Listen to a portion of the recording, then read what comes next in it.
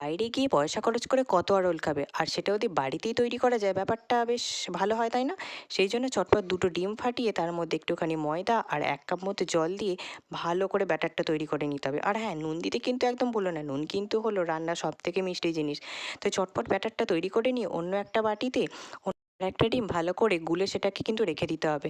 দেন তারপর একটা frying pan নিয়ে তার মধ্যে কিছুটা তেল দিয়ে তোমরা সাদা তেলও দিতে পারো বা আমি সর্ষে তেল এখানে ব্যবহার করেছি, তার কোনো মানে নেই। তো যে ব্যাটারটা তৈরি করে রেখেছিলাম সেটাকে ভালো করে, যে সরু চাকলি হয় সেরকম করে কিন্তু ভালো করে এটা তৈরি করে নিতে হবে।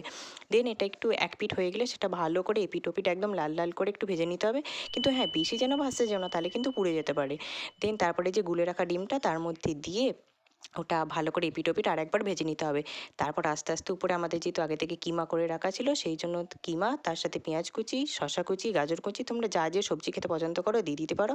দেন এটাকে ভালো করে রোল করে নিলেই আমাদের তৈরি ফাঁকি